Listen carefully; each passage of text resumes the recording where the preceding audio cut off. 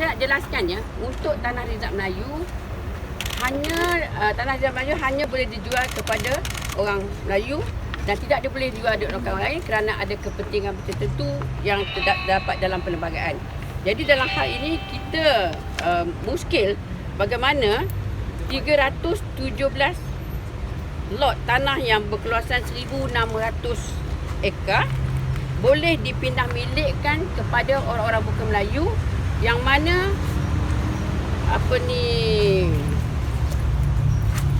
hak miliknya dikeluarkan ya.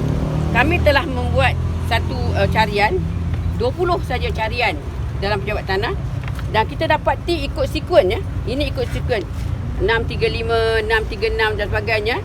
Ikut sekuen ke-20 lot ini adalah ke-20 lot ini yang tertulis pengisytiharan Rizab Melayu, stated in the grant ya. Title dia tulis pengisytiharan Rizab Melayu, tetapi pemilik dia tengok Teo Weng Sing. Dan ada lagi, ada 20. Okey, Rizab Melayu masih Teo Weng Sing dan ada nama-nama lain kan. Dia ini adalah merupakan satu kesalahan kerana tanah Rizab Melayu tidak boleh dimiliki oleh orang bukan Melayu. Dan kami yakin ini adalah satu perkara salah laku yang telah berlaku di PTG ataupun pejabat tanah kerana bagaimana urusan memindah milik itu boleh diluluskan walhal termaktub dalam perlembagaan, termaktub dalam enactment Rizab Melayu, bahawa tanah-tanah yang berstatus tanah Rizab Melayu tidak boleh dipindah milikkan kepada bangsa lain kecuali orang-orang Melayu. Ini satu perkara yang kita nak bangkit dan hari ini kita buat laporan polis, minta polis menyiasat perkara ini kerana ini merupakan satu kesalahan dalam akta ataupun dalam akta kanun tanah negara. Ya, itu that's one issue. Ajil baca dulu. Mengikut Gazet Tanah Melayu 488 bertarikh 7 Januari 1930, seluas 42,000 ekar tanah telah digazetkan untuk tanah Melayu. Tapi malangnya, ini saya nak tunjukkan you all lah. Ini gazet dia. Kita dah ada carian gazet dia. Ini gazet untuk tanah yang seluas 42,000 ekar. Ini berdaftar pada 7 Januari 1930. Kita dah ada extract of the gazette untuk tanah itu. Ini adalah tanah asal yang telah digazetkan sebanyak 42,000 ekar. Malangnya ini yang berjumlah 21,000 ekar telah pun di-revoke. Maknanya sudah tidak berstatus tanah Melayu. Yang ini yang kami bawa kes ni yang ini saja. 1604.48. Ini saja yang kami buat laporan.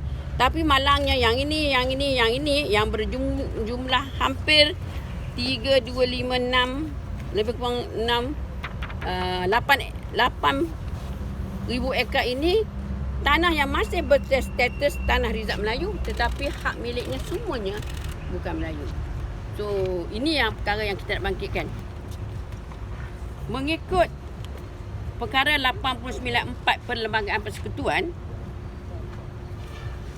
tanah-tanah Rizab Melayu yang di-revoke statusnya, yang melalui satu proses, melalui Menteri Besar dan melalui mesyuarat dengan Raja-Raja Melayu, hanya boleh di-revoke jika diganti dengan serta-merta. Contohnya ada 100 ekar tanah ni di-revoke untuk tujuan apa juga yang diluluskan oleh mengikut kena melulus Menteri Besar dengan Raja-Raja immediately, serta-merta kena ada lagi satu tempat yang dia panggil kena ada satu tanah yang sama diganti 100 ekar. Sekiranya pergantian itu tidak dibuat, revocation ini ataupun pembadalan rizal ini tidak sah. Jadi itu juga kita ambil kesempatan ini, kita nak bertanya pada kerajaan negeri, 21,000 ekar ini di manakah pergantian ini dibuat? Jika pergantiannya tidak buat, hari ini saya boleh maklumkan mengikut akta revokasi itu tidak sah.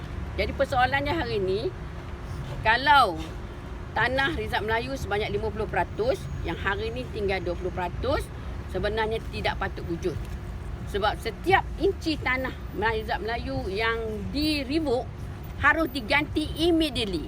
Jika tak diganti dengan serta-merta, tanah yang di-revoke tu tak sah. Jadi tak wujudlah hilangnya 50%.